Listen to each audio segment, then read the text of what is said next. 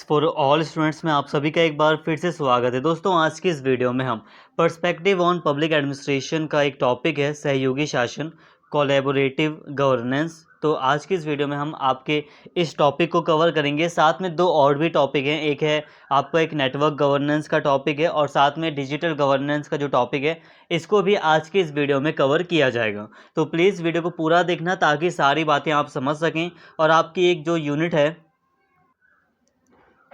या I think जहाँ तक मुझे याद है वो आपकी यूनिट 3 है। तो आई थिंक ये यूनिट 3 का आपका एक टॉपिक है, ठीक है। तो यूनिट 3 में बहुत सारे टॉपिक हैं, तो आज की इस वीडियो के द्वारा सारे जितने भी टॉपिक आपको यूनिट 3 में पढ़ने थे वो सारे के सारे कवर हो जाएंगे। तो उम्मीद करता हूँ आप वीडियो को पूरा देखेंगे। तो चलिए बिना देरी के अपने टॉपिक को शुरू करते हैं। तो जैसा कि नाम से यहाँ पे पता चल रहा है सहयोगी शासन। सहयोगी शासन का मतलब आप डायरेक्टली यहाँ पे समझ सकते हैं कि ऐसा शासन जिसमें सहयोग दिया जा रहा है। अब ये सहयोग कौन देता है, तो इसके लिए थोड़ा यहाँ पे रीड करते हैं। सहयोगी शासन में सरकार, समुदाय और निजी क्षेत्र शामिल होते हैं जो एक दूसरे के साथ संवाद करते हैं, सहयोग करते हैं और किसी एक क्षेत्र से, इस क्षेत्र का मतलब ये कोई एक सेक्टर से अधिक हासिल करने के लिए मिलकर काम करते हैं। सहयोगी सरकार, समुदाय और निजी क्षेत्र के, यहाँ पे होगा सहयोगी शासन। सहयोगी शासन सरकार, समुदाय और निजी क्षेत्र के सहयोग पर केंद्रित है।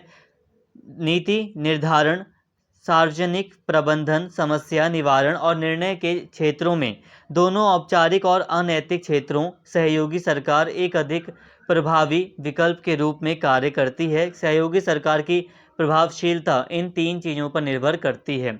एक है समर्थन और दूसरा है नेतृत्व और तीसरा है फोरम।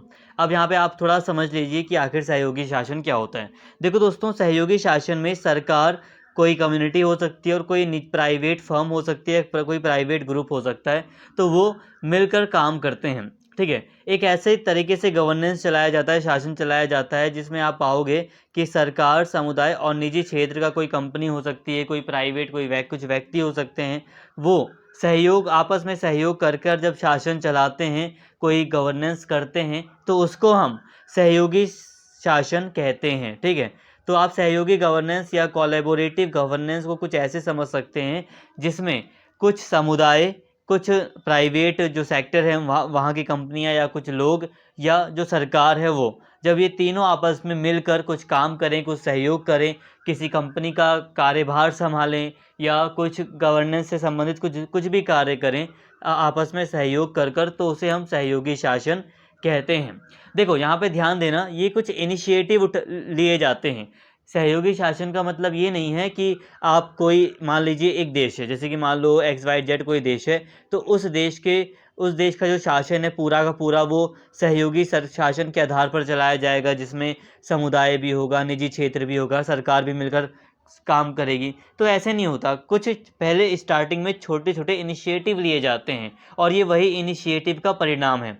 एक छोटे छोटे इनिशिएटिव कहने का मतलब ये है जो निम्न स्तर है, जो निचला स्तर है सरकार का, जैसे कि स्थानीय सरकार हो गई, तो वहाँ पे एक बार सहयोगी शासन के रूप में कुछ कार्य कर लिया। कुछ कंपनियां हैं, कुछ सेक्टर हैं, तो वहाँ पर सहयोगी शासन के रूप में कार्य कर लिया। ऐसा नहीं है कि पूरे देश का जो शासन है उसे मिलकर चला रहे हैं।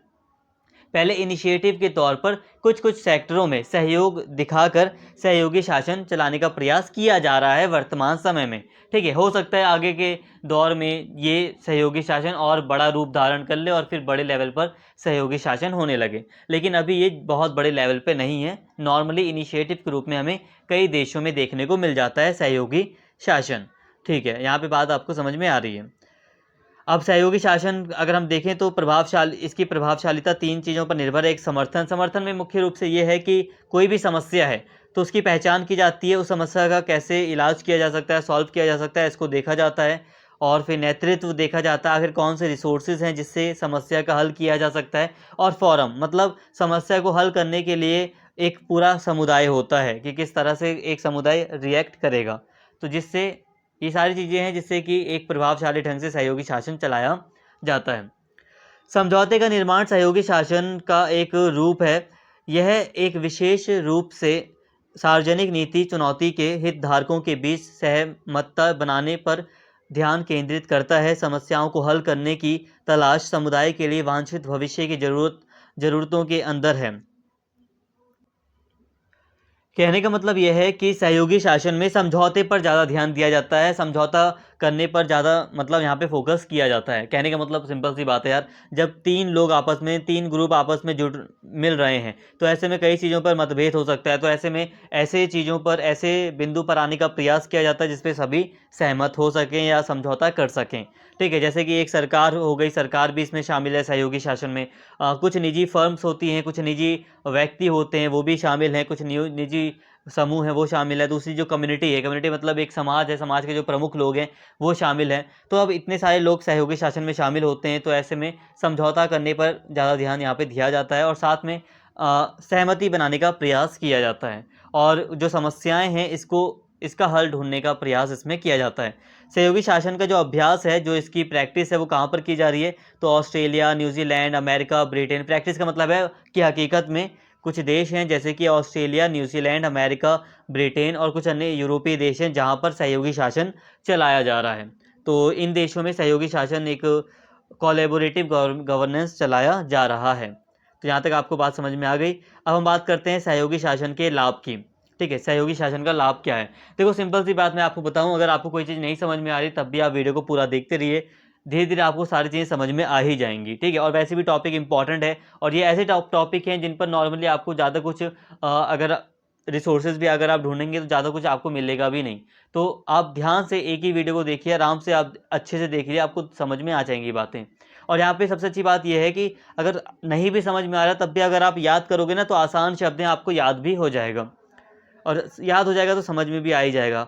तो सहयोगी शासन के अगर हम लाभ की बात करें, सहयोगी शासन के लाभ की अगर मैं बात करूं, तो इसका एक लाभ है, एक समस्या को बेहतर समझने के लिए एक क्षेत्र बनाता है। कहने का मतलब यह है, एक प्लेटफॉर्म बना देता है। यहाँ पे एक क्षेत्र मतलब यहाँ पे प्लेटफॉर्म से है, एक प्लेटफॉर्म बना देता है जहाँ पर समस्या को हम अच्छे से समझ सकते हैं। सिंपल सी बात है, अब तीनों जो अलग अलग ग्रुप हैं, सरकार है, निजी फर्म्स हैं या कम्युनिटी है, जब आपस में वो मिलते हैं तो एक ऐसा इन्वायरमेंट क्रिएट होता है जहाँ पर हम समस्या को अच्छे से समझ सकते हैं, क्योंकि काफ़ी लोग इसमें इन्वॉल्व होते हैं। क्योंकि इसमें कई हितधारक होते हैं। हितधारक मतलब है अलग अलग इंटरेस्ट ग्रुप हैं इसमें। सरकार का अपना हित है, सरकार का अपना तरीका है काम करने का, उसका अपना इंटरेस्ट है। हाँ, और कंपनियों का अपना इंटरेस्ट होता है, तो वो हितधारक होते हैं। कम्युनिटी का अपना हित होता है, कम्युनिटी अलग अपने तरीके से चाहती है कि नीतियाँ बनाई जाएँ। तो ये अलग अलग हित समूह होते हैं, हितधारक होते हैं। क्योंकि इसमें कई हितधारकों को शामिल किया जाता है, इसलिए यह उन्हें एक साथ काम करने की अनुमति देता है। ठीक है, तो कई सारे हितधारक होते हैं सहयोगी शासन में, इसलिए सहयोगी शासन में एक साथ काम करने का मौका मिलता है अलग अलग ग्रुप्स को। यह समस्याओं को अधिक प्रभावी ढंग से पहचानने और लक्षित करने में मदद करता है। अब सहयोगी शासन क्या करता है? एक बहुत अच्छा फ़ायदा ये होता है सहयोगी कोलैबोरेटिव गवर्नेंस का, कि इससे समस्याएं अधिक अच्छे तरीके से पहचानी जाती हैं और लक्ष्य तय कर लिए जाते हैं। सिंपल सी बात है, सहयोगी शासन में कई सारे ग्रुप हैं, तो सब लोग जब आपस में मिलकर बैठते हैं तो अच्छे से काफ़ी ईजी तरीके से समस्याओं की पहचान हो सकती है। लाइक कोई समस्या है जो सरकार जिसको नहीं समझ पा रही है, हो सरकारी अधिकारी जिसको नहीं समझ पा रहे, तो कम्युनिटी हो गई, जो निजी फर्म है या जो निजी प्राइवेट समुदाय है, वो अगर कुछ एक्स्ट्रा बताए किसी समस्या को लेकर, तो वो काफ़ी इंफॉर्मेटिव हो सकता है। इसके साथ ही सहयोगी शासन हितधारकों के कार्यों के सहयोग पर केंद्रित है और समस्याओं के समाधान अधिक प्रभावी ढंग से वितरित किए जाते हैं। कहने का मतलब दोस्तों यह है कि सहयोगी शासन का एक लाभ ये भी है कि जो सहयोगी शासन है ये सहयोग के ऊपर आधारित है, तो एक सहयोग की भावना यहाँ पे पनपती है और जो समस्याएं हैं उसका काफ़ी अच्छे से समाधान यहाँ पे किया जाता है। यह रणनीतियों के कार्यान्वयन के संबंध में नए तरीके और विचारों को भी पेश कर सकता है।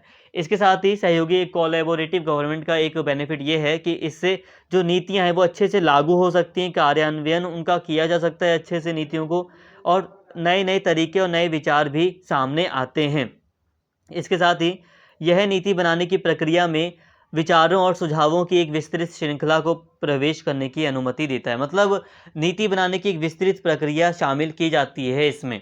ऐसा नहीं है कि जल्दबाजी में नियम बना लिए जाते हैं, तो एक विस्तृत श्रृंखला बनती है, मतलब कई सारे चरणों से गुजर कर एक नीति तैयार हो पाती है। तो ये भी फायदेमंद ही चीज़ है, क्योंकि जब आराम से कोई नीति बनाई जाती है तो उसकी खामियां अच्छे से दूर हो जाती हैं। यह नागरिकों को सरकार और प्रशासन के कार्यों को अधिक बंद तरीके से समझने की अनुमति देता है। मतलब सरकार और जो प्रशासन के जो कार्य हैं उसे आसानी से नागरिक समझ पाते हैं इसमें, ये इसका एक लाभ है। नागरिक सरकार के बीच एक करीबी संबंध पर जोर देता है। सहयोगी शासन से जो नागरिक हैं और जो सरकार है उनके बीच करीबी संबंध स्थापित होते हैं, क्योंकि नागरिक भी तो सरकार के साथ सहयोग कर रहे हैं काफ़ी चीज़ों में। यह नागरिकों को प्रतिनिधियों के रूप में सशक्त करता है और संस्थागत निर्णय लेने में भागीदारी को प्रोत्साहित करता है। मतलब यह है कि नागरिकों को प्रतिनिधि के रूप में सशक्त करता है कि नागरिक भी आएँ, प्रतिनिधियों के रूप में कार्य करें, कानून बनाने की प्रक्रिया में या गवर्नेंस चलाने के प्रोसेस में वो पार्टिसिपेट करें, तो उसमें उनकी भागीदारी को भी प्रोत्साहित करता है। इसके साथ ही यह विभिन्न हितधारकों और सरकारों के कौशल और क्षमताओं को जोड़ता है। अब जैसे अलग-अलग जो हितधारक हैं, जो सरकार की और जो सरकार है, अब इनमें जो अलग-अलग जो क्षमता है, इनकी जो एबिलिटी है, इसको साथ में लाता है। ऐसा हो सकता है ना दोस्तों, कोई प्राइवेट कंपनी है तो उसका जो मैनेजमेंट करने का सिस्टम है, उसका जो विचार है, उसके पास जो आइडिया है, वो अपने आप में मतलब बेस्ट है। और सरकार है, सरकार के पास भी अपने-अपने बेस्ट आइडियाज़ हैं, और जब दोनों ही बेस्ट जो चीज़ें हैं जो आपस में जुड़ती हैं, तो इससे क्या होगा, और भी ज़्यादा चीज़ें बेस्ट होंगी। तो सहयोगी शासन से एक कोलैबोरेटिव गवर्नेंस से जो क्षमताएँ हैं उसका भी विकास होता है। लेकिन दोस्तों, सहयोगी शासन के अपने कुछ नुकसान भी हैं, तो आइए अब हम इसके नुकसान की बात कर लेते हैं।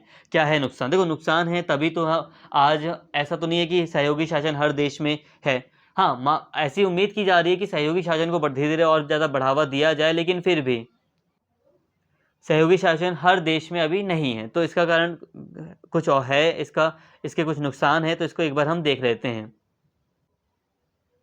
इसका पहला नुकसान यह है कि पूरी प्रक्रिया समय लेने वाली हो सकती है। सिंपल सी बात है, अब सहयोगी शासन में कई सारे हितधारक होते हैं, कई सारे समूह हैं, इसमें शासन में शामिल हैं, कई सारे लोग हैं। तो अब ऐसे में कई समय लग सकता है किसी डिसीज़न को लेने में, किसी गवर्नेंस को चलाने में, तो प्रक्रिया थोड़ी लंबी हो सकती है। ये संभव है कि एक विशेष समस्या के समाधान पर सहमति कभी भी प्राप्त नहीं की जा सके। सिंपल सी बात है, कई सारे हितधारक हैं ना इसमें शामिल, कई सारे ग्रुप शामिल हैं, सरकार भी है शामिल, और हम कई बार देखते हैं कि सरकार का जो हित है, सरकार का जो तरीका है, वो पसंद नहीं आता किसी ग्रुप को, और कई सारे जो ग्रुप हैं उनके आपस में मतभेद हो सकते हैं। तो कई सारे जो हितधारक हैं वो इसमें शामिल हैं, कई सारे लोग शामिल हैं, जिस कारण से ऐसा हो सकता है कि किसी एक मुद्दे को लेकर सहमति ही ना बने कभी। हाँ, तो ये समस्या पैदा हो सकती है। तय समाधान सरकार द्वारा लागू नहीं किया जा सकता, और ऐसा भी तो हो सकता है भाई, देखो, जो सहयोगी शासन है उसके अंदर कोई निर्णय ले लिया गया कि कोई भी डिसीज़न ले लिया गया, XYZ करके कोई डिसीज़न ले लिया गया कि हमारा जो एरिया है, इसमें रात 10 बजे के बाद कोई भी गाड़ी अलाउ ही नहीं होगी। अब सरकार इस डिसीज़न को लागू करे ना करे, अब सरकार के ऊपर डिपेंड है, और हो सकता है कि सरकार इस डिसीज़न को लागू ना करे, क्योंकि ये जो सहयोगी शासन है, ये तो किसी क्षेत्र विशेष का है ना? ये सहयोगी शासन मान लो किसी क्षेत्र में था, एक छोटा-सा क्षेत्र है, जहाँ पर ये डिसीज़न लिया गया आपस के लोगों के द्वारा, और सरकार के कुछ अधिकारी भी इसमें शामिल थे कि चलो 10 बजे के बाद कोई भी गाड़ी अलाउ नहीं होगी। अब स्थानीय जो शासन है, हो सकता है उसके अंडर में सारी चीज़ें हैं, तो ये चीज़ें लागू कर दी जाए, लेकिन हो सकता है कि सरकार आगे चलकर इस चीज़ को रद्द कर दे कि भाई ऐसा नहीं है, कई बार इमरजेंसी हो जाती है, तो कई सारी गाड़ियों को आना भी होता है, या कुछ भी हो, सरकार अपनी तरफ से हो सकता है कि समाधान को लागू ही ना करे, है ना? कई बार ऐसा होता है, हम देखते हैं कि राज्यपाल वगैरह के पास कई सारी सिफ़ारिशें जाती हैं, वो लोग ध्यान नहीं देते कई सारी चीज़ों पर, है ना? तो ऐसा हो पॉसिबल है, क्योंकि सहयोगी शासन कई हितधारकों के साथ एक जटिल वेब है, कभी-कभी व्यक्तिगत भूमिकाएँ और ज़िम्मेदारी अस्पष्ट हो सकती है। अब कई सारे लोग इसमें शामिल हैं, तो हर व्यक्ति की क्या ज़िम्मेदारी है, क्या भूमिका है, इसको लेकर कई बार अस्पष्टता देखी जा सकती है। मतलब कई बार हम देखते हैं कि सभी व्यक्तियों का जो कार्य है, प्रत्येक व्यक्ति का, वो स्पष्ट नहीं होता कि उसको क्या ज़िम्मेदारी निभानी है, कैसा क्या कार्य करना है। इसके साथ ही जो प्रतिभागी शक्तिशाली हैं, पूरी प्रक्रिया को नियंत्रित कर सकते हैं। अब सिंपल सी बात है यार, आपकी गली में जो प्रधान व्यक्ति होगा और आप भी उसके साथ मिलकर बैठ रहे हो, और जो दूसरी गलियों के या दूसरे इलाके के जो प्रधान व्यक्ति हैं, बड़े व्यक्ति हैं, जिनके पास थोड़ा रुतबा है, पैसा है, थोड़ी मतलब ये कह सकते हो थोड़ी पावर ज़्यादा है, तो ऐसे लोगों के सामने जब एक आम नागरिक साथ में शासन करेगा, तो हो सकता है कि वो खुलकर अपने डिसीज़न को सामने ना रख सके, अपने मत को सही से पेश ना कर पाए। क्योंकि हो सकता है कुछ प्रभावशाली ही व्यक्ति सहयोगी शासन के अंतर्गत अपनी शक्ति का नाजायज़ फ़ायदा उठाएँ और पूरी प्रक्रिया को नियंत्रित करने का प्रयास करें। इसके साथ ही प्रतिभागियों के बीच विश्वास की समस्याएँ, शक्ति असंतुलन, संस्कृति, जाति और छिपे हुए प्रेरणाएँ लक्ष्यों को प्राप्त करने के लिए बाधाओं के रूप में कार्य कर सकती हैं। इसके साथ ही दोस्तों, जो प्रतिभागी इसमें शामिल हैं, जो पार्टिसिपेंट हैं इस सहयोगी शासन में जो शामिल हैं, उनके बीच मतभेद हो सकता है कई तरह का। वो एक दूसरे को पसंद ना करते हों, अलग-अलग मत रखते हों, अलग-अलग पार्टी से बिलॉन्ग करते हों, हाँ। ऐसा हो सकता है। तो उनके बीच जो शक्ति का असंतुलन है, उनकी जाति हो सकता है अलग हो, हाँ, संस्कृति अलग है उनकी हो प्रतिभागियों की, तो ऐसे में एक डिसीजन पर पहुंचना भी दिक्कत हो सकता है या लक्ष्यों को पूरा कर पाना काफ़ी डिफ़िकल्ट हो जाएगा। तो ये सारी दिक्कतें सहयोगी शासन में देखी जाती हैं। लेकिन हाँ, फिर भी सहयोगी शासन दोस्तों एक लोकतांत्रिक शासन के अंतर्गत आप इसे मान सकते हो, जिसको आगे चलकर हम देख सकते हैं कि बढ़ावा दिया ही जाएगा इसको। और वैसे भी जो लोकतांत्रिक देश हैं, जो काफ़ी मतलब अब हम देख रहे हैं कि काफ़ी हाई मतलब ज़्यादा, जहाँ पर लोग हम देख रहे हैं ज़्यादातर जहाँ की मतलब कम्युनिटी काफ़ी मतलब विकसित हो चुकी है, या जहाँ पर लोग मतलब काफ़ी अच्छे से एजुकेटेड हैं, या वहाँ पे मतलब कोई नॉर्मली जहाँ पर कम समस्याएं हैं, जैसे कि जो विकसित देश हैं, यूरोपीय देश वगैरह, तो वहाँ पर ये सारी चीज़ें लागू की जा रही हैं। कोलैबोरेटिव गवर्नेंस या सहयोगी शासन चलाया जा रहा है, जैसे कि ऑस्ट्रेलिया वगैरह के नाम ऑलरेडी आपको बता दिए गए। लेकिन हाँ, इसका एक पॉइंट ये भी यहाँ से निकलता है कि हाँ, जहाँ पर काफ़ी डाइवर्सिटी है, भारत जैसे देश हो गए या दूसरे कई सारे देश हैं, जहाँ पे कई सारी डाइवर्सिटी है, जहाँ यहाँ पे डाइवर्सिटी का मतलब ये भी है कि पैसे के मामले में बहुत ज़्यादा गरीबी है, बहुत ज़्यादा अमीरी है। मतलब गरीब और अमीर के बीच की जो खाई है वो बहुत ज़्यादा जहाँ पर लंबी है, तो वहाँ पर सहयोगी शासन चलाना थोड़ा डिफ़िकल्ट होगा। ठीक है, जाति वगैरह बात तो अलग हो जाती है, वो तो हम देख रहे हैं जैसे जैसे जैसे मॉडर्निटी आ रही है, इसमें थोड़ा बहुत बदलाव हो रहा है। लेकिन फिर भी जो मतलब अमीर गरीब का जो मामला हो जाता है, जिसके पास कम पावर होगी फिर वो व्यक्ति पीछे रह जाएगा। तो ऐसे में सहयोगी शासन चलाना थोड़ा डिफिकल्ट भी है। दोस्तों अब हम बात करते हैं नेटवर्क शासन की। ठीक है, नेटवर्क शासन क्या है, गवर्नेंस शासन क्या है। देखो नेटवर्क गवर्नेंस क्या है, देखिए देखिए अभी हमने सहयोगी शासन को पढ़ा, अभी हमने कोलैबोरेटिव गवर्नेंस को पढ़ा। कोलैबोरेटिव गवर्नेंस भी एक नेटवर्क गवर्नेंस की ही तरह है। ठीक है, नेटवर्क गवर्नेंस और कोलैबोरेटिव गवर्नेंस को आप थोड़ा सिमिलर लेकर चल सकते हैं, ताकि आपको नेटवर्क गवर्नेंस समझ में आए। तो नेटवर्क गवर्नेंस की अवधारणा को हम बस समझ लेंगे हल्का सा, इसे बस इतना इनफ होगा इसमें। नेटवर्क गवर्नेंस की अवधारणा, नेटवर्क शासन सामाजिक नियंत्रण पर आधारित शासन का एक रूप है। नेटवर्क शासन कई स्वतंत्र भागीदारों द्वारा बनाया जाता है, लेकिन यह उनके बीच के सहकारिता संबंधों पर आधारित है।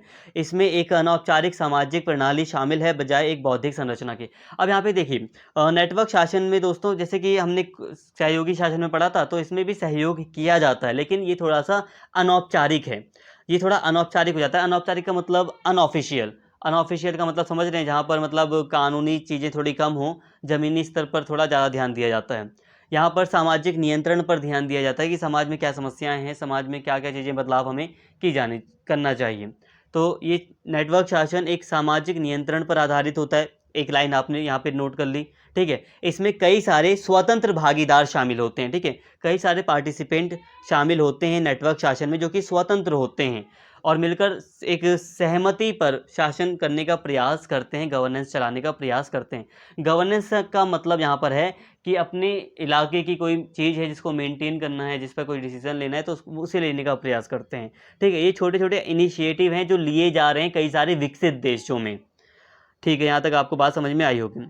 यह निजीकरण सार्वजनिक व्यक्तिगत साझेदारी और अनुबंध या समझौते आधारित स्थितियों पर केंद्रित है। यह विभिन्न आर्थिक गतिविधियों को समन्वय करने की कोशिश करता है, बल्कि बाजारों के भीतर प्रतिस्पर्धा और रैंकिंग को प्रोत्साहित करता है। अब यहाँ पे देखिए, ये दोस्तों निजीकरण, सार्वजनिक व्यक्तिगत साझेदारी, अनुबंध पर आधारित स्थितियों पर केंद्रित है। मतलब ये नेटवर्क गवर्नेंस में निजीकरण ज़्यादा होता है, मतलब सरकार का रोल यहाँ पे कम हो जा रहा है, प्राइवेट लोग ज़्यादा हैं यहाँ पर। ठीक है, और निजीकरण यहाँ पे ध्यान प्राइवेटाइजेशन पर ज़्यादा जोर दिया जाता है, मार्केट पर भी यहाँ पे ध्यान दिया जाता है।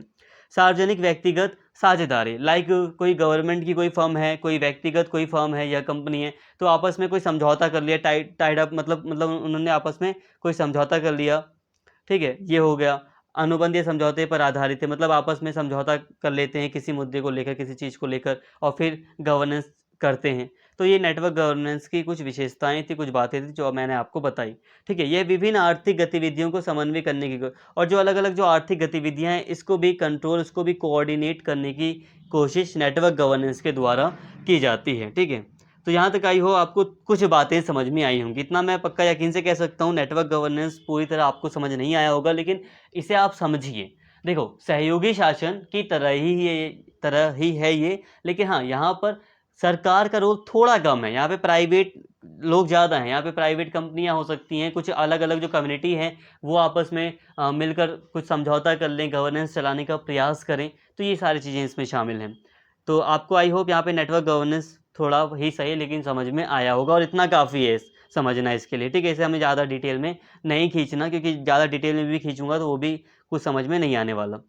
आई होप यहाँ तक आपको समझ में आया होगा। लेकिन हाँ, अब बात करते हैं डिजिटल शासन की, और ये आपको आराम से समझ में आएगा ही आएगा।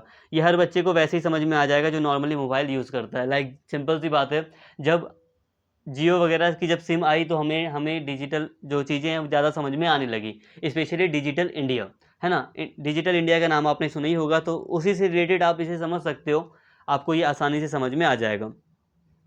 देखो, मैं अभी आपको ओरली बता देता हूँ डिजिटल शासन का क्या मतलब है। डिजिटल गवर्नेंस का मतलब सिर्फ सिंपल सा है कि जितनी भी चीज़ें हैं वो डिजिटली माध्यम के द्वारा करने का प्रयास जब सरकार के द्वारा किया जाए, एक ट्रांसपेरेंसी लाई जाए सरकार के द्वारा शासन में, तो इसको हम डिजिटल शासन कहते हैं। देखो, डिजिटल शासन का मतलब ये भी है कि सरकार इंटरनेट का यूज़ करती है, लेकिन साथ में डिजिटल शासन का मतलब ये भी है कि सरकार लोकतांत्रिक तरीके से शासन कर रही है। ट्रांसपेरेंसी है सरकार के कार्यों में, सरकार जो भी कार्य करती है उसमें पारदर्शिता है। पारदर्शिता मतलब आप साफ साफ देख सकते हो कि सरकार ने क्या कार्य किया है, और कहीं पे कोई भी मतलब करप्शन वगैरह हो रहा है या नहीं हो रहा है, ये आपको साफ साफ बताया जाएगा, दिखाया जाएगा, डॉक्यूमेंट्स आपको दिखाए जाएंगे। ये होता है डिजिटल शासन, ठीक है। डिजिटल शासन में कई सारे डिजिटली माध्यम के द्वारा आपको मतलब कई सारी चीज़ें प्रोवाइड भी कराई जाती हैं। क्या चीज़ें कैसे हैं, तो आपको एक बार यहाँ पे रीड करके सब बताता हूँ। डिजिटल शासन सरकार के कामकाज के लिए सूचना और संचार प्रौद्योगिकी का अनुप्रयोग है। अब डिजिटल शासन क्या है, एक लाइन में यहाँ पे कहा गया है कि डिजिटल शासन वो शासन है जिसमें सरकार सूचना और संचार प्रौद्योगिकी का प्रयोग करती है। सूचना और संचार प्रौद्योगिकी का मतलब है जो आईटी जो सेक्टर है, इंफॉर्मेशन कम्युनिकेशन जो टेक्नोलॉजी है, इसका प्रयोग किया जाता है सरकार के द्वारा। सूचना और सेवा वितरण में सुधार करने की कोशिश करता है और साथ ही निर्णय लेने की प्रक्रिया में नागरिकों की भागीदारी को बढ़ावा देता है। तो देखिए दोस्तों, डिजिटल शासन में क्या होता है, डिजिटल शासन में सरकार के द्वारा सूचना और संचार प्रौद्योगिकी का प्रयोग किया जाता है, और इसी के माध्यम से सूचनाओं का और सेवाओं का वितरण करने का जो मतलब सिस्टम है उसको और भी ज़्यादा सुधारा जाता है कि आसानी से सूचनाएं और सेवाएं नागरिकों तक पहुंचाई जा सकें। लाइक सिंपल सी बात है, एक सरकारी बैंक है, एक गवर्नमेंट बैंक में आप चले गए, ठीक है। अब बैंक में टेक्नोलॉजी का प्रयोग कर जब आपका काम बैठे बैठे घर से ही कर दिया जाए, तो वो क्या है, एक डिजिटली शासन है। ये आपका एक बहुत अच्छा डिजिटली शासन है जिसके द्वारा आपको आसानी से सुविधा प्रदान कर दी गई। जो सेवा थी बैंक के द्वारा वो घर बैठे आपको ऑनलाइन माध्यम से प्रोवाइड अगर करा दी गई, तो ये क्या था, ये एक मतलब एक सूचना वितरण में, सेवा वितरण में एक सुधार था, और ये डिजिटल माध्यम के द्वारा यही करने का प्रयास किया जाता है। डिजिटल माध्यम का मतलब यही नहीं है कि सिर्फ आपको घर पे सारी चीज़ें प्रोवाइड करा दी जाएं। डिजिटल शासन में सारी चीज़ें शामिल हैं जिसमें बस एक सुधार किया जाता है, हर चीज़ में बेस्ट एंड बेस्ट का प्रयास किया जाता है। तो ये सारी चीज़ें हैं। बाकी ऐसा भी हो सकता है दोस्तों कि आप डायरेक्ट बैंक गए और बैंक ने आपको कुछ डिजिटली माध्यम से आपको कुछ इन्फॉर्मेशन प्रोवाइड करा दी, तो वो भी डिजिटल शासन के अंतर्गत आएगा। ऐसा नहीं कि घर पर ही बैठे रहो आप तो वही डिजिटल शासन होगा, ऐसा नहीं है। कई सारी इसमें चीज़ें शामिल हैं, ठीक है। और निर्णय लेने की जो प्रक्रिया है उसमें नागरिकों की भागीदारी को भी बढ़ावा देता है डिजिटल शासन। सरकार को अधिक जिम्मेदार बनाता है, पारदर्शिता दिखाई देती है, इसमें कुशल बनाता है। सरकार के जो कार्य हैं उसको जल्द से जल्द अच्छे से अच्छा तरीके से करने का प्रयास किया जाता है, और सरकार को जिम्मेदार बनाता है। इसका मतलब यह भी है कि सरकार के पूरे प्रशासनिक प्रणाली द्वारा इंटरनेट पर जानकारी के लिए सार्वजनिक पहुंच प्रदान की जाती है। इसके साथ ही ये भी डिजिटल शासन में शामिल है कि जो सरकार के द्वारा जो कामकाज हैं उसको भी इंटरनेट के माध्यम से लोगों को बताया जाए, या लोगों तक उसकी सार्वजनिक पहुंच हो कि कोई भी व्यक्ति पब्लिकली वो एक्सेस कर सके, किसी भी सरकार की कोई इन्फॉर्मेशन है, कोई नॉर्मली जो चीज़ें हैं उसको एक्सेस कर सके। लाइक मुझे अगर जानना है कि मेरे इलाके के लिए सरकार ने जो मतलब स्कूल खोला था उसमें मतलब सरकार कितना फ़ंड कर रही है, या कितना खर्च हो रहा है सरकार का स्कूलों में, अगर मुझे नॉर्मली ये बात जानना है, तो अगर मैं जो भी इन्फॉर्मेशन है, सरकार ने जो भी चीज़ें किया है स्कूलों के लिए मेरे इलाके में, तो वो इन्फॉर्मेशन एक वेबसाइट पर मतलब होनी चाहिए। तो इंटरनेट के माध्यम से अगर मैं उसको एक्सेस कर पा रहा हूँ तो ये भी डिजिटल शासन के अंतर्गत आता है। एक बात ध्यान देना, अगर अभी अवेलेबल नहीं है लेकिन फिर भी अगर उस दिशा में कार्य हो रहे हैं तो वो भी डिजिटल शासन का माना जाएगा। ठीक है। ऐसा नहीं है कि अभी हर जगह अवेलेबल है, लेकिन हाँ, धीरे-धीरे सारी चीज़ें डिजिटली हो रही हैं, तो वो और भी बेस्ट एंड बेस्ट होती जा रही हैं और आने वाले समय पर काफ़ी हमारे लिए ईज़ी हो जाएगा कि हम अपने ही इलाके की कई सारी इन्फॉर्मेशन ऑनलाइन प्लेटफ़ॉर्म के माध्यम से एक्सेस कर पाएँगे। अब यहाँ पे एक बहुत बड़ा जो पॉइंट है, वो यहाँ पे ये वाला पॉइंट है कि डिजिटल शासन में ई-प्रशासन आता है, ई-सेवाएँ भी आती हैं, ई-शासन भी आता है। यहाँ पे ध्यान देना, कई बार ई-शासन और डिजिटल शासन को एक मान लिया जाता है, लेकिन ध्यान देना, डिजिटल शासन अपने आप में काफ़ी बड़ा विचार है। ई-शासन में क्या आता है कि सरकार ई-शासन के द्वारा जो कार्य कर रही है वही शामिल है, लेकिन डिजिटल शासन में कई सारी चीज़ें शामिल हैं। ई-प्रशासन जिस तरह से पूरा एडमिनिस्ट्रेशन चलाया जा रहा है, जो सर्विसेज़ दी जा रही हैं ऑनलाइन माध्यम से, ऑनलाइन प्लेटफ़ॉर्म के द्वारा, तो ये सारी चीज़ें डिजिटल शासन में आती हैं। ये यहाँ पे सिर्फ़ हम भारतीय कॉन्टेक्स्ट में नहीं पढ़ रहे, हम सिर्फ़ इसको समझने का प्रयास कर रहे हैं। यह नागरिक को इलेक्ट्रॉनिक परामर्श, भागीदारी और आवश्यक सामाजिक मार्गदर्शन का विकल्प भी देता है, जो सरकार द्वारा प्रदान किया जाता है। तो ये कई सारे विकल्प भी देखता है, डायरेक्शन भी नागरिकों को इसके द्वारा दी जाती है। यह प्रशासन और शासन के आर्थिक, राजनीतिक और प्रशासनिक कार्यों को प्रबंधित करने का प्रयास करता है। मतलब मैनेजमेंट करने का भी प्रयास करता है। प्रबंधित मतलब मैनेजमेंट करने का। जो सरकार के अलग-अलग जो आर्थिक, राजनीतिक और प्रशासनिक कार्य हैं, तो डिजिटल प्रशासन के द्वारा इसको मैनेज करने का प्रयास किया जाता है। यह अच्छे शासन को समर्थन और प्रोत्साहित करने के लिए डिजिटल ज़रूरतों का उपयोग करता है। अंतर्राष्ट्रीय, राष्ट्रीय और स्थानीय स्तर पर एक देश के मामलों का बेहतर प्रबंधन करने के लिए डिजिटल शासन आज एक विश्वसनीय विकल्प साबित हो रहा है। तो फ्रेंड्स, जैसा कि हम जानते हैं कि आज की नीड है, आज हम देख रहे हैं कि डिजिटली मतलब जो रिसोर्सेज हैं वो हमारे लिए कितने यूज़फुल हैं। ज़ाहिर-सी बात है, बहुत हमारा मतलब यूज़फुल होता है हमारे लिए। हम घर बैठे हमारे कई सारे काम हो जाते हैं, और अगर हम किसी ऑफ़िस में भी जाते हैं सरकारी, तो वहाँ पर भी हमारे काम जल्दी हो जाते हैं डिजिटली माध्यम से। तो इसीलिए हम देख रहे हैं, ना केवल राष्ट्रीय स्तर पर बल्कि अंतर्राष्ट्रीय स्तर पर, स्थानीय स्तर पर डिजिटली शासन आज विश्व में काफ़ी विश्वसनीय विकल्प बन गया है। ठीक है? आज हम देख रहे हैं हर सरकारी ऑफ़िस में आप देखोगे, आप हर एक आईटी सेक्टर आपको दिखाई दे देगा। ठीक है? हाँ, आईटी सेक्टर आपको हर जगह दिखाई देगा। प्राइवेट ऑफ़िस में भी, गवर्नमेंट ऑफ़िस में भी आईटी सेक्टर की इम्पोर्टेंस बहुत ज़्यादा बढ़ गई है। अब अलग से एक आईटी डिपार्टमेंट होता है हर कंपनी का।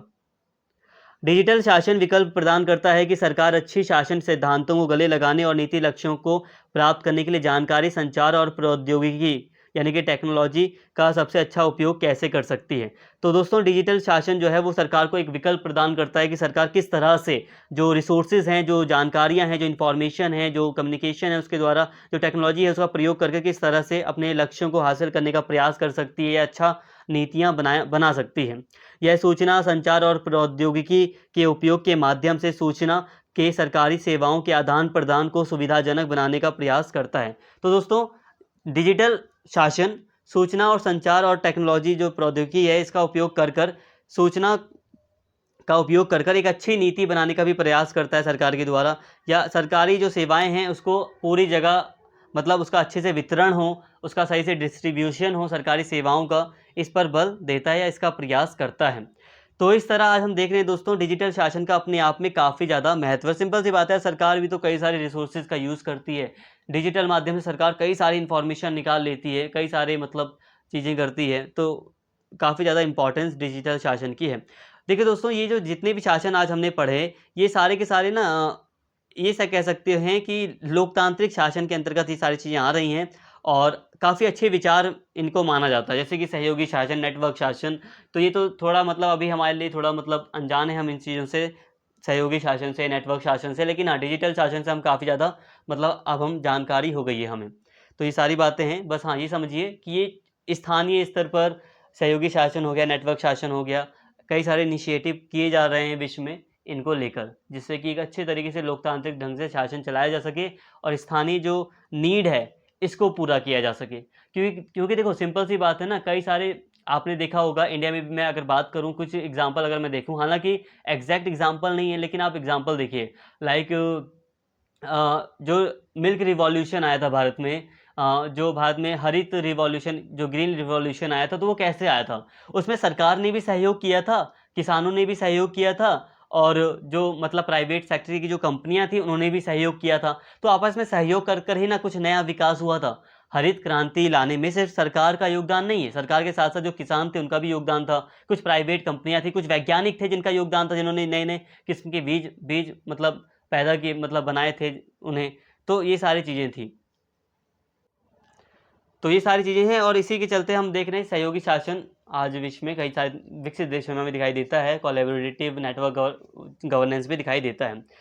और जब अगर हम बात करते हैं डिजिटल गवर्नेंस की, तो डिजिटल गवर्नेंस हम जब इंडिया के बारे में पढ़ेंगे तो इसमें हम बात करते हैं डिजिटल डिजिटल गवर्नेंस में। जब हम इंडिया के बारे में पढ़ते हैं तो ये सारी चीज़ें जो आज मैंने आपको अभी बताई, ये सारी चीज़ें हम पढ़ते ही पढ़ते हैं, साथ में जो इंडिया के कॉन्टेक्स्ट में जो भी चीज़ें हुई हैं डिजिटल इंडिया के अंतर्गत, मिशन के अंतर्गत, वो भी हम ऐड करते हैं। लेकिन सिलेबस में आपको डिजिटल इंडिया के बारे में नहीं पढ़ना था, सिर्फ डिजिटल गवर्नेंस के बारे में आपको पढ़ना था। क्या था ये, आपको ऑलरेडी सारी बातें समझा दी गई हैं। उम्मीद करता हूँ सारी बातें आपको समझ में आई होंगी, और अगर वीडियो आपको अच्छी लगी हो तो प्लीज़ चैनल को सब्सक्राइब कर लें, वीडियो को लाइक करें, शेयर करें और कमेंट करके अपना फीडबैक जरूर दें। Thank you.